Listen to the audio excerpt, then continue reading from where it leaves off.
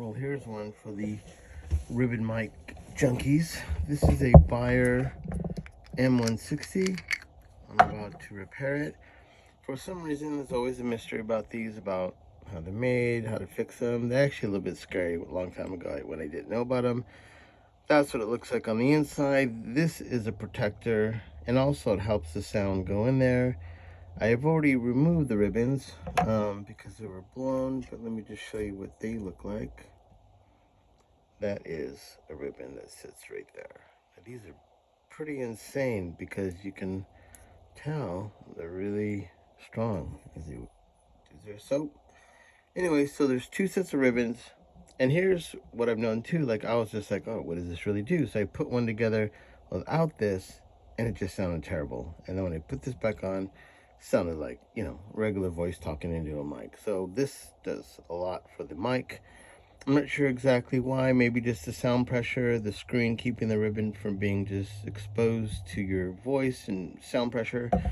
So there's a Beyerdynamic 160, probably mostly known for, Jimi Hendrix, Jimmy Page.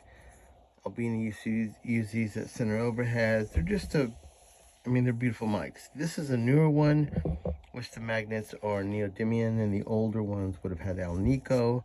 Also, the older ones would have been silver or gray. This one is black.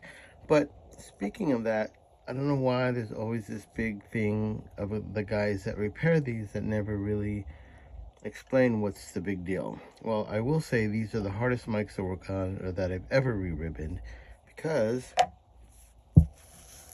they have a ton of little parts. So all these little brackets hold two sets of ribbons down. So if I'm gonna really dive into this on how this really works, I'll just show you. So I've already explained that there's two sets of ribbons. So there's one. So one ribbon goes on the bottom, and then there'll be another ribbon, which will then sit on top. So, and they have to be separated, so they don't, I'm sure they touch somehow, but they're bracketed in so they're not completely laying on top of each other. So the way it works, so I'm just going to use this right here. Make a little row. All right, that's good enough. So I'm going to kind of give you a breakdown of how these sit in there. So here's the ribbon mic. You'll see 4 holes here, 4 holes here. So I can explain before I do the little breakdown. That's one bracket which goes there. There's another one that goes there. You screw those in, then you lay the first ribbon in. And then once you've done that, and I guess that's the most stressful point, is that you don't know.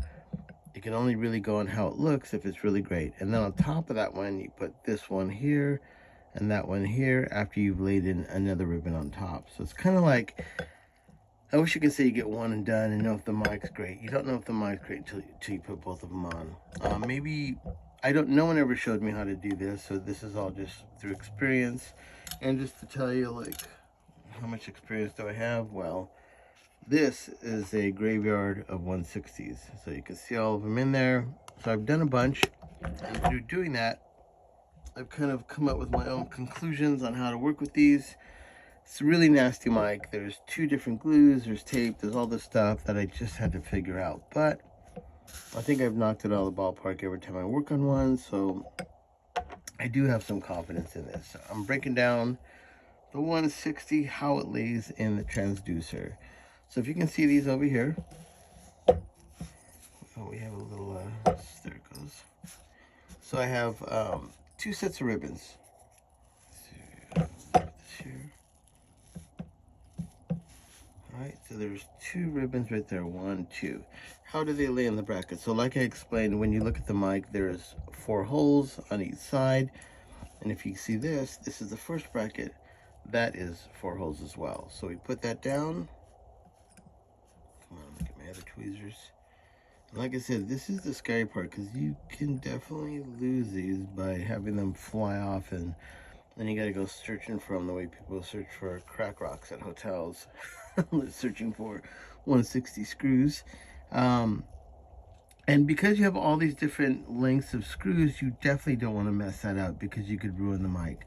So as you can tell, when I first started doing this, I was really careful to always note these smaller screws are on the ones that go on the outside of the first set of brackets. Because those aren't going that far into the mic, those are the smaller ones. So then what you do is you get one ribbon. Come on, ribbon. Let's get my ribbon tweezers. And then you put one bracket down, and then I'm going to put another bracket right here. So now we have our two brackets. There's 4 holes. Now I put in small screws on that set, and I put a small screw on that one, and those are the outside holes, the smallest screws.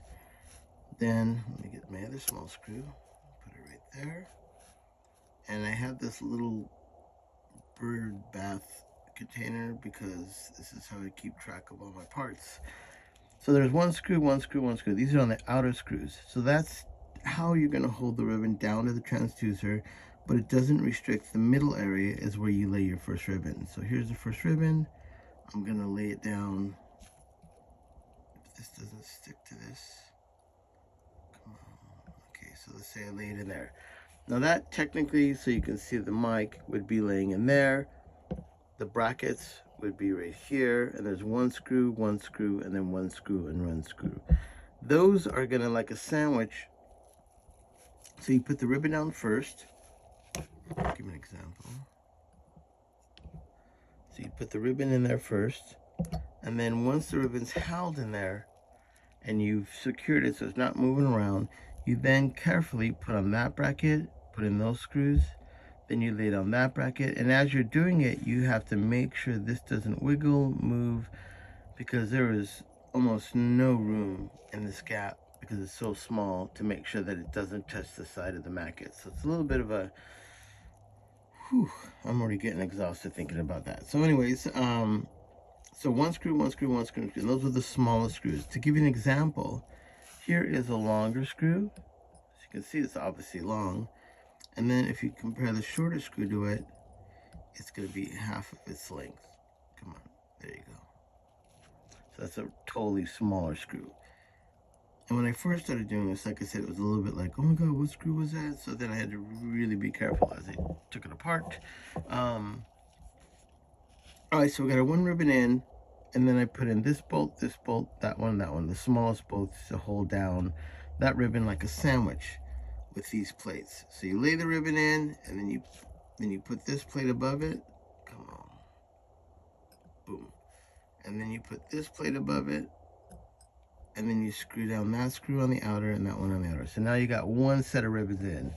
And if everything goes well and it looks good, you're like, all right, this is great. And then you go, oh smokes, I got to do it again. So now you got the second ribbon. So once that's laid in, another note that's really cool about how much thought is put into these little brackets. Like I said, they're really, really fragile and small and can bend easy. Trying to look on camera. What's cool about these is these brackets do tell you how they go in the mic. This little area is kind of scraped out right there. This little area is scraped out. So that tells you when you put the mic on and you've laid it down, this would be the one that would be farther away. That little area gives you room for the wiggle of the ribbon. And that's how you tell, you know, that's the first plate that goes down, because you need that little wiggle room there for the ribbon. So that's the first one that goes down, which would be kind of like that. Let me sure I get this right. Well, I guess this one in particular, they're both, yeah, no, that's straight. So anyways, yeah, so that goes down like that, and then obviously this one being on the other side would be the reverse of that. So let's put that back down. So now we get our second ribbon, then we carefully lay the other ribbon on top, and once again, if you don't know, the first ribbon went down there, this is the second one on top, so now I'm going to put that on top of that ribbon. Holy smokes, I did it.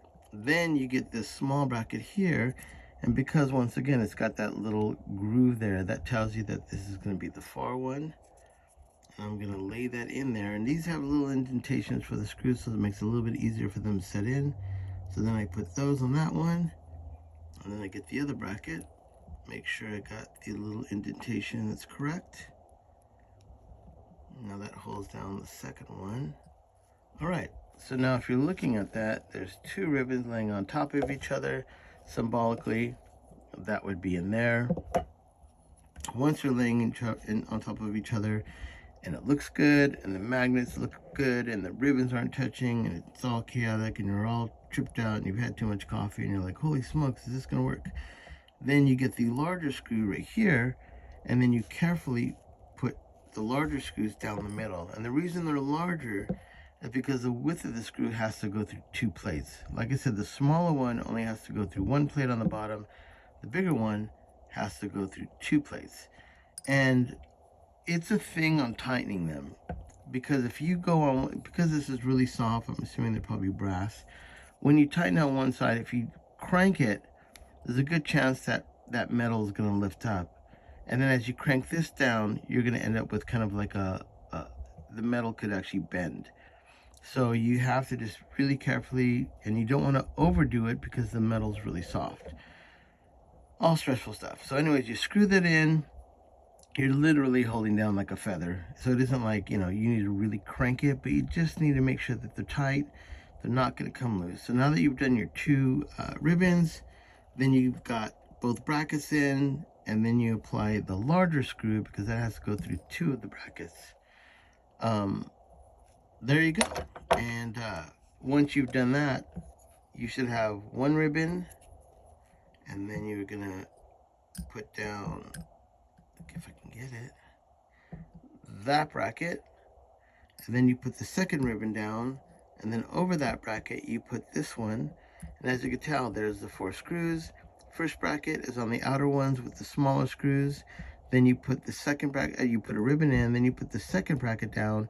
Those go into there, which secures not only this one, but it actually has a lot to do with securing the bottom one. So make sure you don't crank these ones super tight, because it could bow up the clamp. And then when you put these one, it's just a mess. So just really carefully tighten these down so the ribbon's not moving. Put the second bracket down, tighten it down so it feels secure. Then go through the screws and make sure they're tight, and that holds down both sides.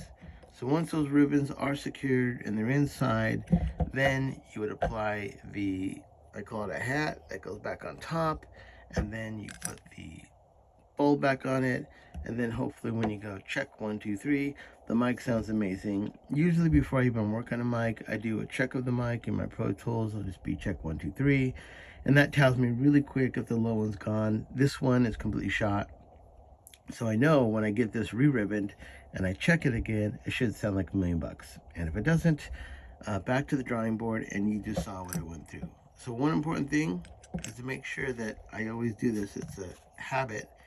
Is even though I'm showing you all this, hold on, we just got a little chaotic mess of ribbons sticking to everything. Like I said, these ribbons are shot. I always take a little bit of an inventory on to make sure that I've got all my parts. So like I mentioned, now that I've gotten talking to you, I always do a double check. So there's one bracket, that'd be a small screw. Then I have my second large bracket, which is right here. There should be another small screw on the outside. Another small screw, that's the large one. Where are you? There it is. Another small screw on the outside. So I got 4 screws there. Then you have your top plate. 1, 2. And then you have 4 large screws that do the top plate. There's 1, 2, 3, 4. The reason I do that, because easily to my finger, to this, sometimes they stick, they catch, like I said, they stuck to the ribbon, and I don't want to move off site and then suddenly I lose a screw somewhere. So it's a little bit of that. So that's a Beyerdynamic 160 breakdown. Holy smokes, now that I've showed you that, I actually have to do it. So anyways, wish me luck.